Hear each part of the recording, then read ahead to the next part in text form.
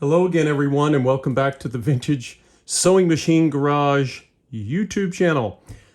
What are you looking at? Well, those of you who know my channel know that this is a Kenmore 158.1941, a really sad-looking version. And those of you who have watched my channel for a long time and have long since given up on me with this machine because you've asked, a number of you have asked, well, what's happened to that Kenmore that was all gunked up with grease? Well, it still is. And I kept talking about, well, there's going to have to be some other way. I've made multiple attempts. I've made videos before, and I cannot get it to unlock. As soon as I do, I get that grease warmed up. As soon as the machine cools, it locks up again. Right now, it won't turn. So I have soaking in a kerosene bath a Singer 66 that you may have seen a video on. And it has been sitting for about a week.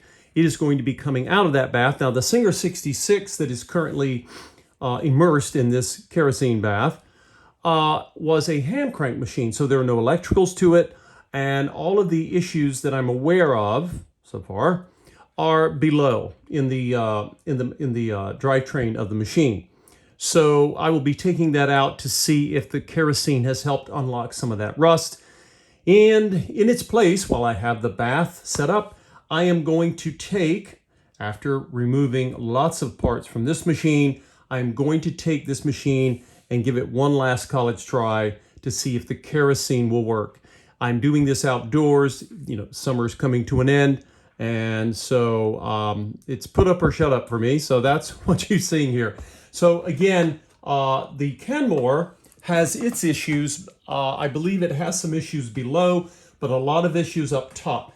And so it's actually going to have to be submerged in two phases, one upper and one lower.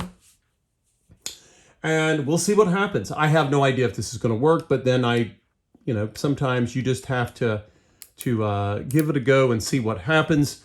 Again, unlike that Singer 66, this machine, although this machine does not have rust issues, it has it suffered the sad fate of someone who did not know what they were doing trying to lubricate it with axle grease. You never put any kind of grease in the mechanical portions of a sewing machine. The only time you would use grease at all is on older vintage machines that had motors which require grease. And I've made videos, many videos on those before. So again, I'm basically taking off the parts that I want to just get inside to here. I don't have to take this off, but I'm going to. And again, I always recommend you use like an old towel, like this one that you see here. Oh my gosh, they've even got grease underneath the needle plate. Or you can even use a tray, but put a towel in it because, when a screw drops, something like terry cloth typically will grab them and hopefully prevent them from bouncing onto the floor and God knows where. So I'm going to move the little flippers here and, well, I'm going to attempt to take out the race cover right now. Trying to even get the hook out is the race cover has to come out first, and of course it is also a little stuck here. So I'm gonna have to figure out a way to get that off. Normally it just comes right out, but I think it is currently wedged in there. While I'm pondering how I'm going to get that out, let's take a look at some other areas. Let's look underneath. I have already removed in the past, I removed the tray. And you can see here, there's dust already sticking to all of this grease. All of this has got to come out. And before I can submerge this machine, I can't even think about it. I'm getting stuff stuck to me here. I can't even think about that until I remove different areas. Now, what you can see here, in the past, when I was trying to use I was using penetrant oils and sprays, I was covering the motor so that it would not get any overspray. And that was okay, but now covering the motor is not, you know, this duct tape solution, this is black duct tape, by the way, that's not going to work for what we need. At this point, no, the duct tape is not going to be a help us here. I've actually got to remove the motor and the belts and anything that is electrical in nature. Because if I don't and I submerge it in kerosene, well, it's toast, right? You cannot safely use anything electrical that there's a little bit of glue residue from that tape. I'll have to get off with alcohol, but that's the least of my problems right now. So what do we have here? We have the motor. We can get past looking at some of this fuzz here. I will show you. Let's move the camera a little bit for you here. Right here is a big bolt, and that bolt connects a bracket which is attached to the motor to the chassis of the machine. So that has got to come off. We need to deal with that, and as soon as we do, we will have loosened the motor. Now the motor, of course, is connected to the hand wheel with this belt. The belt, ironically, is in good shape. It's about the only thing in good shape on this machine. So what I'm going to do is, and I'll show you this because I don't know how often you might need to remove your Kenmore motor. These are some of the finest motors of the era of the 60s, and this is a 1970s machine. Excellent quality motor. Sears really did not cut corners. They did not allow their suppliers to cut corners because they knew that they did not want customers bringing things back to the store. And again, that quality is no more, but right now, well, you can't even get Kenmore sewing machines anymore. So, oh boy, that's tight. All right, well, I'm gonna try my little mini ratchet here. Sure I have it on the outside there. See what that does. Boy, this is, of all the machines, I have got machines in the past that were abused, not treated well. This has got to be one of the worst. And, you know, I got it. They told me, well, you can have the machine. You have to come by a certain time or it's going in the dump or the dumpster. They even gave me they said, well, come and get it today or else. So I did. I went out and picked it up. I didn't pay for it, but I'm paying for it now, obviously. You don't always want to, and I did it knowing that this was going to be, wow, this was going to be an experiment. And so I didn't want to pay a lot because they said machine doesn't work. They never told me anything about the grease. In any case, oh man, wow. This is a brutally stuck. Oh man, woo. Well, I'm gonna try to get myself a stronger screwdriver.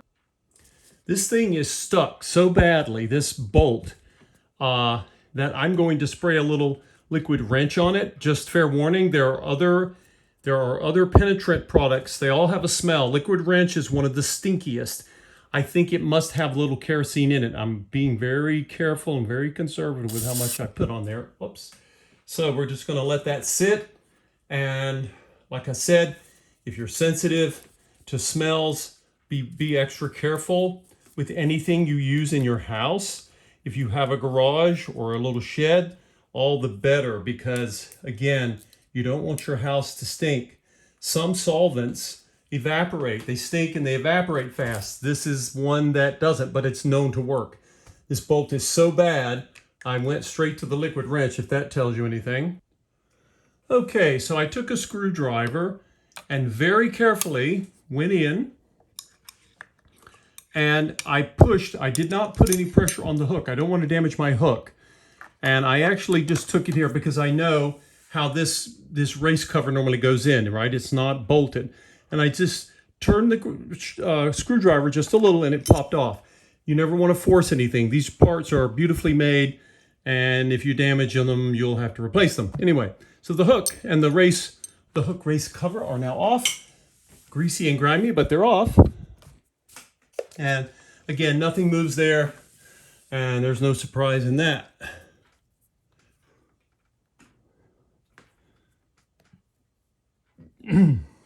Taking a look at this old needle.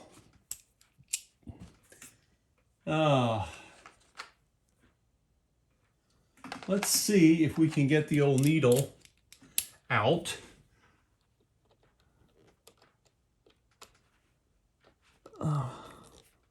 Well, that's one screw that turned without any great effort needed. I'm surprised. Everything with this machine has been, oh boy, just a struggle. But that happens sometimes.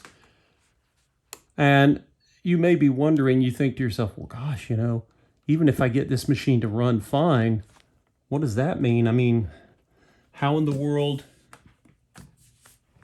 do you get anyone to want this machine? Because she's not, you know, it's got a lot of scratches and had a rough life. But I'm going to do this just so we can see, you know, will it still function? Will this machine still work after all it's been through? And even though I've loosened this bolt, I can't get the needle out. That's even the needle's stuck. Let's see if I can just pull on it. Ah, there it went. And I broke it, but at least I got it out. All right, so that's that. The needle is kaput and no worse for wear over here with the screw. And just as a reminder, I've shared this with all of you many times.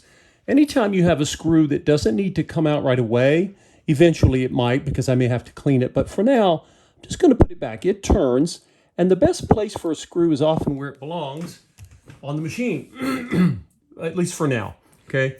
That is not something we want to lose. All right, now what have we got here? I'm still waiting on that motor bolt, the motor bracket bolt to behave itself. Let's see.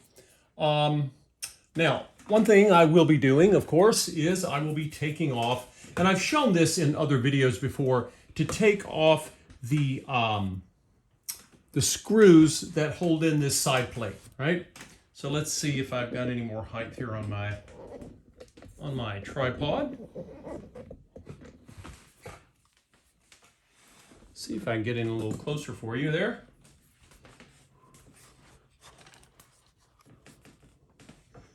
And let's get ourselves a bigger screwdriver bit, and we will see about getting these off.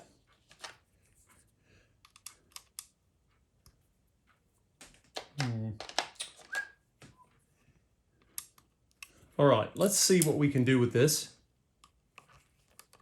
Now, this is one of those areas, and I believe, if I remember my old video, that this is a place or a location where it's really nice to have a magnet. So I'm going to use my magnet just so I don't lose the screws. Okay, this is what I was referring to. I have a larger, longer version of this for when I'm working on my car. But this one I bought, and again, it looks like one of these old school antennas, but it's a retractable magnet. So I'm going to put it here. And what I think I'll do is I'm going to take one of my little screwdrivers here. Instead of the screwdriver bit, it'll be less in my way. And so as I turn the screw with the screwdriver, I'm I'm going to hold the magnet here so that when there we go. So now you can see I have it, you know, the screws attached to the magnet here. It's not going anywhere until I set it down. I don't want to lose these things. And oh boy, not a fun time.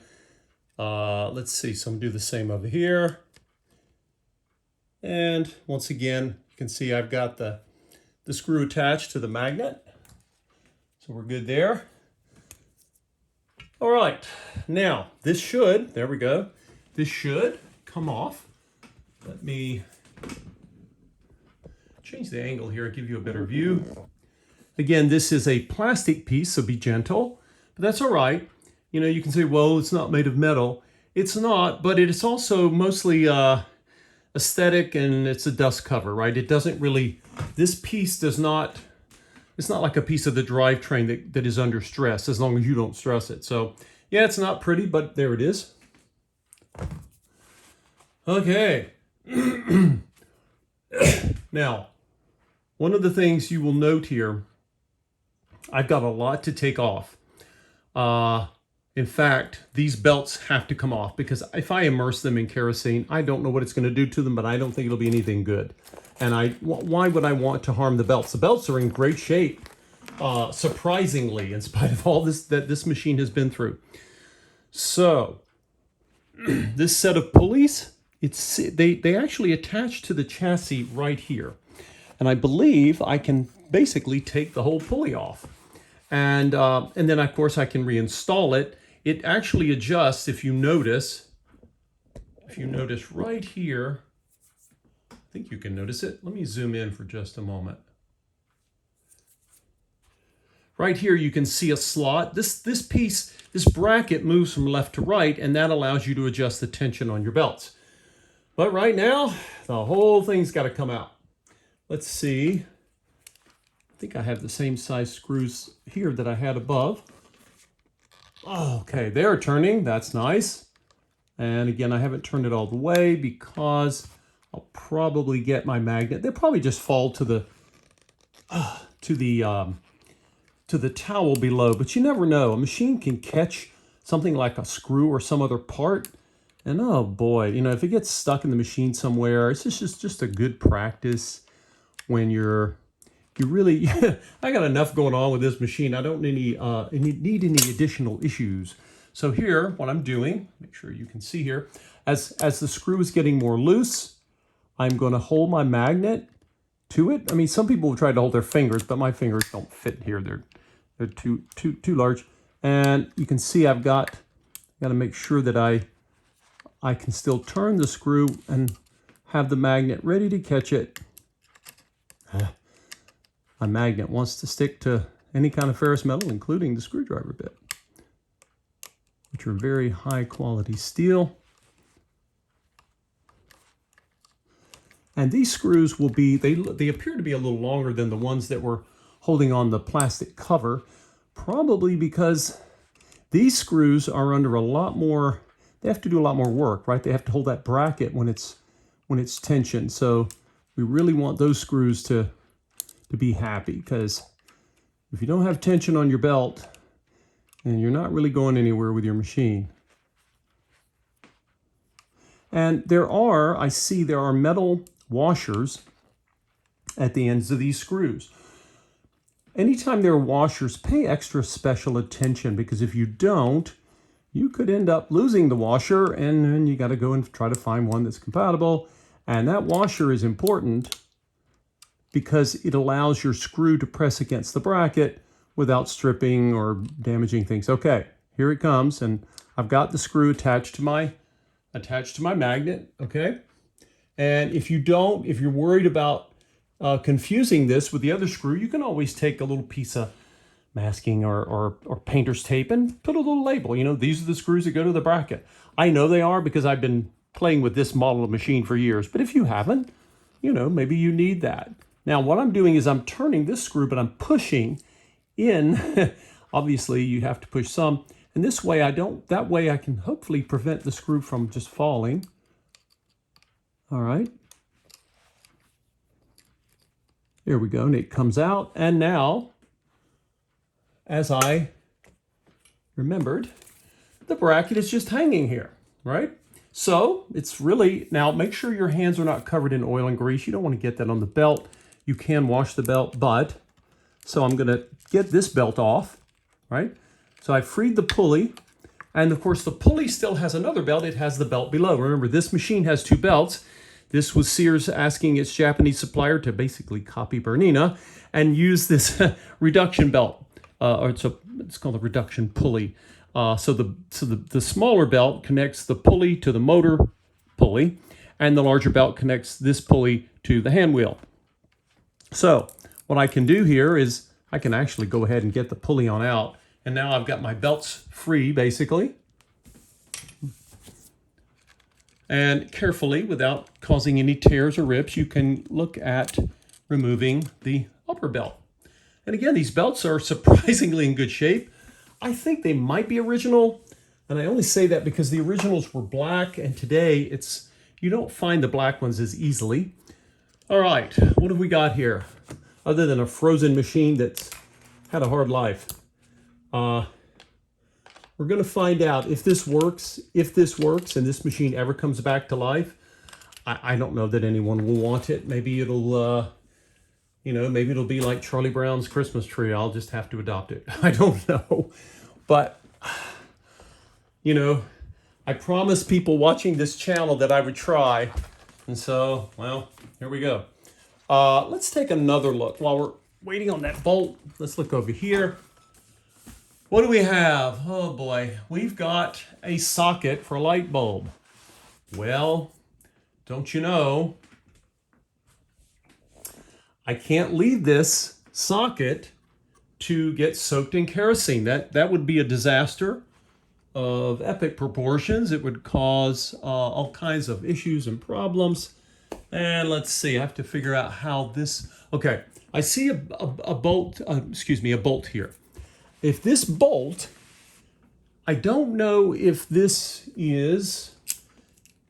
little clip that is holding the wire, it's just a cord guide, keep the cord from flopping around.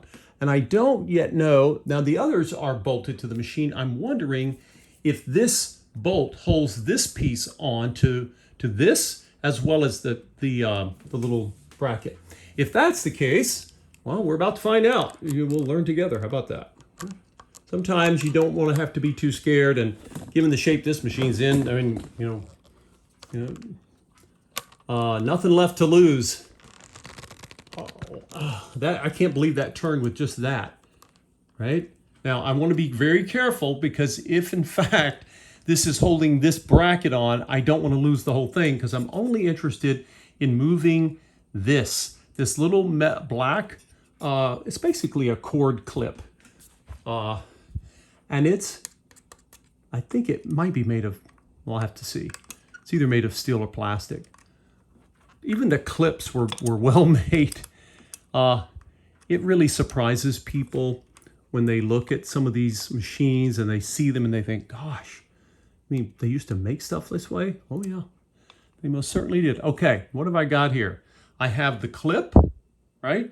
And the little screw that held it in. However, that screw also holds this piece in, this chrome bracket, and I do not want it to come off. Not at the moment, anyway. I don't think I do. So I'm going to put this back. I'm going to try to. Now, got to hold the clip. I've got to hold the bolt. Try not to let it go flying. Make sure I can get it screwed back in. Can I or can't I? We will see. Oh, there it went. And my towel caught it. How about that? Remember what I've told all of you. Try your best to get terry cloth below you. It might save you a lot of frustration and grief. And all right, let's see. I really need more hands than what I've got here. All right, so I've got the bracket, I've got the bolt. I'm going to kind of hold it hopefully with my finger there as I try to turn it in. Once I get it threaded, don't cross thread. Cross threading is bad. You don't want to strip anything, but there it goes. If you turn a screw or a bolt into the threads and it moves, assuming it's clean and not rusted, if it moves smoothly, that's usually a good sign that you're not cross threading. If it fights you, like a dog with a bone, then you might be, there we go. Okay, so it's back. So, but I took the clamp off, right? Still got my clamp. And by the way, this clamp, we'll find out shortly. Oh, wow. The clamp just stuck to the magnet. It is made of steel. Wow. They spared no expense. How about that? All right. Now, what have I accomplished? Now I've gotten my cord free, but now I have another bolt. What is this attached to? This is the socket itself. It has to have a place where it lives. So let's see if we can free it from here. Because again, trying to clean an electrical component like a socket of kerosene is not something I wish to take on. I'm gonna need something a little more beefy here.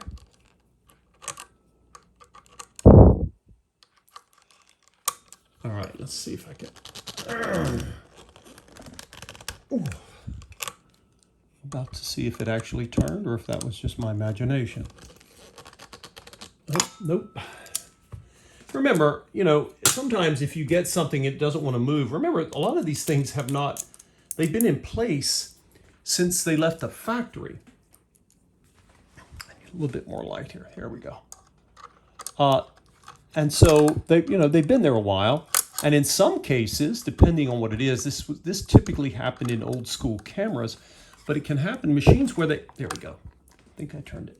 Where they might even use a little lacquer as a, quote, weak cement to keep things in place. They didn't want things to rattle loose. You know, using lacquer or something else to hold a metal screw in place is usually not. Well, I don't have it yet. Oh, man. Woo. Well, you don't give up. You keep trying.